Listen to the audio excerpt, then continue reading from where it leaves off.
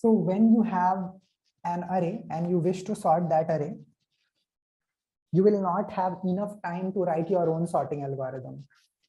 There are certain inbuilt methods that you can use to sort the data.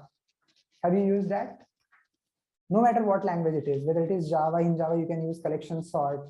In C++ you can use STL sort. In C language there is something called as Q sort. You can use something like that. So let's say if you are having an array whose size is n, and you want to sort this array, then you can simply use sort method. You can pass array plus n. What are these two things? These are addresses. If you know about pointers a little bit, these are the addresses of the first and last element. That's it. They are just like pointers. So once this line of code is executed, your array would have been sorted. Even if it is a vector, no issue. Let's say it is a vector of integers, vector v. Okay, then you can pass the beginning and the ending iterator of vector, which is v.begin, v.end. Important thing to understand is when this sorts your data, by default, it sorts in ascending order. By default, it sorts in ascending order. So if you have to sort in some other order, what to do? For that, you need to learn about comparator. See, one way is that you can use your own sorting algorithm and you can change your comparison logic to ensure that your data gets sorted in a certain order. Let's say you want descending, then you can change the smaller than sign to greater than sign. As simple as that. But if you want some other order, what to do? You need to have your own comparator. What is comparator? We'll talk about that. Comparator is a construct which is available in almost all the languages. You can use that in C++, Java. We'll understand the core concept behind comparator, as in what it is. So see, when you write this sort method and pass the iterators of your vector, what it does is there is some underlying sorting algorithm which compares the two elements and then decide which should come first, which should come later. But this also accepts a third argument. And that third argument is something which is called as comparator. What is comparator? Comparator is nothing but a function. So let's say there is a function CMP, comparator. I'm just giving it a random name, CMP. What it does is it returns either true or false. Either true or false. Now, what does it take? It takes any two elements of your array. So let's say that's your array. The array is 4, 1, 5, 6, 0, 2. It takes any two elements. Let's say it takes 5 and 0. And then it returns true if the first element should come before second element in the sorted array. Then it returns true. Otherwise, it returns false. That's it. So comparator is a function that takes any two elements at a time, and then it either returns true or false. It returns true when the first element should ideally come before the second element in your output array. Otherwise, it would return false. So tell me, what should it return for 5, 0? Should it return true or false if I want to sort the data in ascending order? It should return false. Why? Because in the output array, do you want 5 to come before 0? No, you want 5 to come after 0. So it would return false for that. On the other hand, let's say it was something like 1, 6. Then what would it have returned? It would have returned true. Who is supposed to write this function? We. Because we know how to sort our data. So we are the ones, whoever is the programmer should write that function. And after you write that function, you just have to pass the name of that function to this method. And then this method will take care of everything. This method knows how to sort the data. It only needed to know the comparison logic. And after you have provided the comparison logic, you can leave it on this method. It will, so what it is going to do is, how this method is going to work is, every time from your array, it will pick a pair of elements and it will pass those pair of elements to that function. And if that function says true, it will put the first element before second. Otherwise, it will put the second element before first. So this is a helper function basically, which you are writing on your own. And that is being used by this sort method of your library that exists.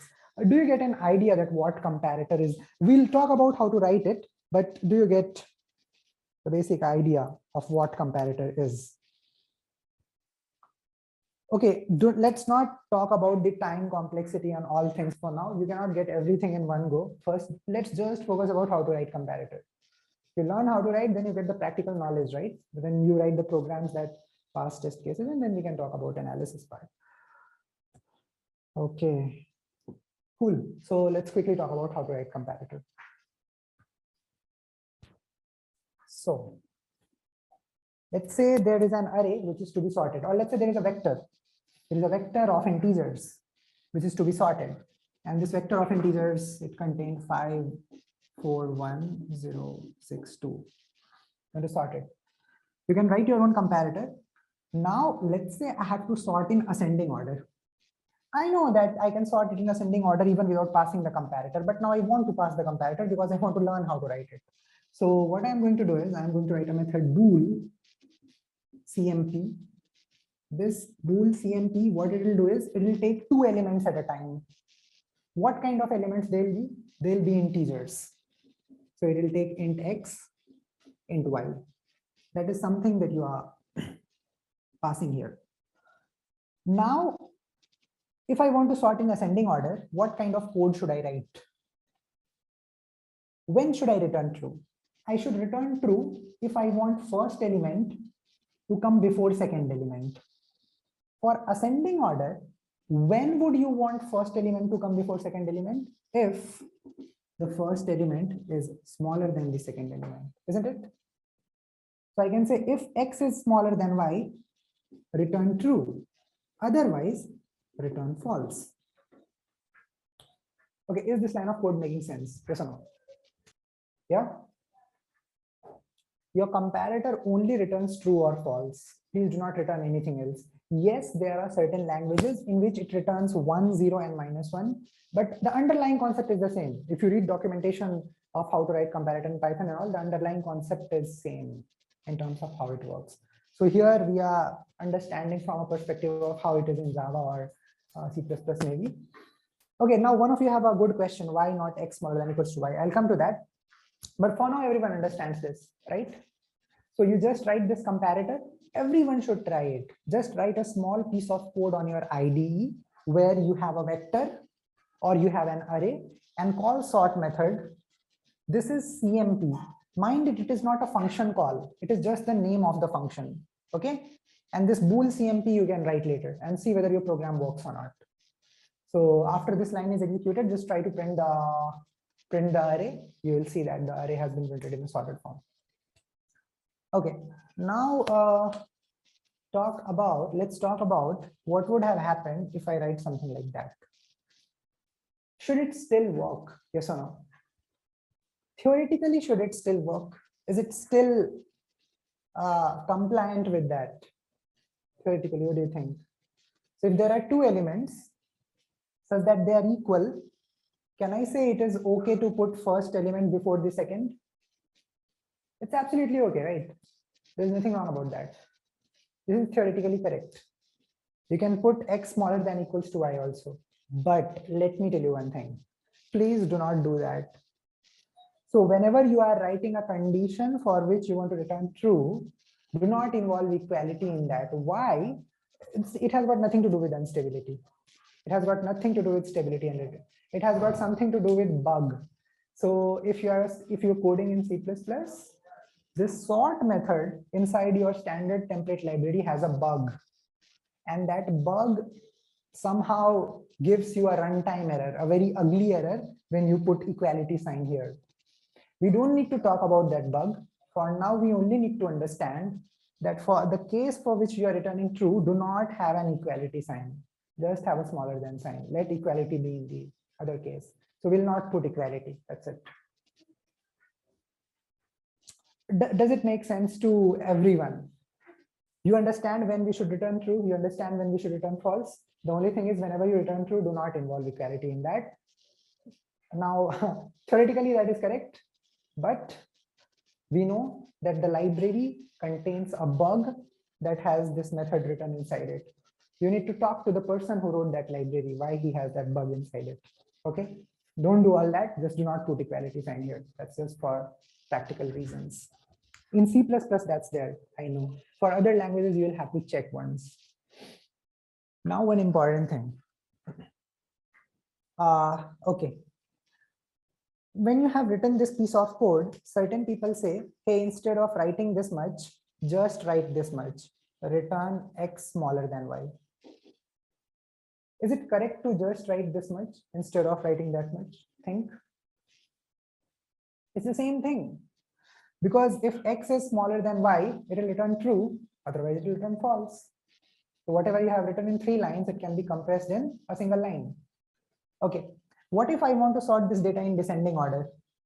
What will change here if I want to sort in descending order? Again, go back there. You are passing x and y. When would you want x to come before y? If you have to sort in descending. You would want x to come before y only if x is greater than 1. That's it. That's it. Is it making sense? So do you see how easy comparators makes the lives for us? Just write a comparator, you have your logic there, and you get the data in the desired form. Won't this always return an unstable sort? It has got nothing to do with stability. I'll come to that again, but yeah. False means, okay, don't think from the perspective of swap or no swap. You will be utterly confused. Is this not sufficient? This is more than sufficient. Returning true means the first element should appear before second element in the output array. Returning false means otherwise. That's it. So don't think from the perspective of swap and all. You will forget, you will confuse, and then you will recreate something else that confuses you further. So this is the easiest definition. Write it in your notebook, paste it somewhere. Just remember this thing. Okay, now I want to sort on the basis of absolute values. How many of you can change this thing with this piece of code to sort on the basis of absolute values? Tell me, what would you do? Let's think through it. Let's say -5 and 1 are being passed here as x and y. You have -5 and 1. Okay, for -5 and 1, what would you want to return? True or false? If you have to sort on the basis of absolute value, would you return true or false? You return false, because -5 should come later. -5 has an absolute value which is 5, greater than the absolute value of 1, which is 1. So what kind of change should I bring here? I should say that, you know, if I see that the absolute value of x is greater than absolute value of y, sorry, if the absolute value of x is smaller than absolute value of y, then only x should come before y. So I can say if ABS of x is smaller than ABS of y, then return true, otherwise return false. Or you can just put this thing over here. Is it making sense? Yes or no? You get an idea? Yeah. Now comes the important thing. So now we have an array which has got duplicates. So we have an array containing 2, 2, 5, 1, 1, 4, 0. We want to sort this thing in a stable manner, in ascending order, but I want to ensure stability. Can you write a comparator for this? which sorts the data in stable manner. What will be the code of comparator? Just tell me that. Yeah, you guys just either you can type the code, it's a small code in the chat box, or you can just tell me the comparison logic that you have. If x is equal to y, return true, return true. Okay. How many of you are finding it a little tricky to sort according to the stability? You can type yes if you're feeling like that. Okay, if you're finding it tricky, then probably you guys are the only ones who are able to understand it correctly, because it is tricky. Let us understand how. See, if you write sort method on this vector, pass the beginning, pass the ending, and pass the comparator. Tell me one thing. When sorting is happening on this array, will the elements keep on getting continuously swapped? Yes or no? That's what sorting algorithm does to your array. When sorting is working on this, the elements will continuously keep on getting swapped, right? So if this comparator has been passed two elements, let's say those two elements are x and y, can you make out whether x was the left element or y was the right element? Can you make that out, given the fact that your array is continuously undergoing change when sort is working? So a lot of people come up with a thought that the first element must have been the left one and the second element must have been the right one. I never said that. The definition of comparator never said that. You made that up on your own, and that's totally okay. A lot of people make that up on their own, but just put a cross to it. It's not like that. Why? Because the elements of the array are continuously undergoing change. Just imagine you might have swapped this one with that two, and as a result of that, this two would have gone there and this one would have gone there. Now, when you compare this two and that two, can you be sure which one came first and which one came later? No, that two was initially at a position before the other two.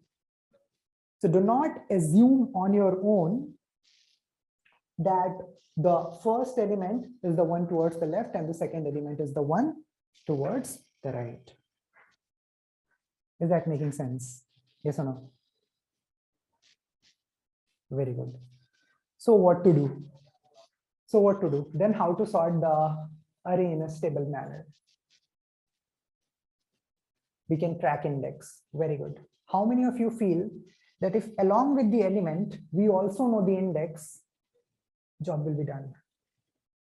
Do you feel that way? So let's talk about that. Let's say that this is your comparator. And in this comparator, you are passing this one and that one. Okay.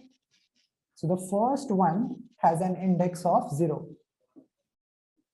And the second one has an index of 1, 2, 3, 4. What should you return from here? True or false? Tell me. Which one? In this case, what should you return? True or false? You should return true, because you'd obviously want this one to come before that one, because the first one had a smaller index, the second one had a larger index. But if it was vice versa, what would you have returned? You have returned false. Can I code this logic? Yes. Imagine this thing like a pair. So you have got something called as pair of intent. How many of you have used this type already in C++, or you can make it in Java? You can make a class pair in Java, which takes two things. The first thing is element, the second thing is index.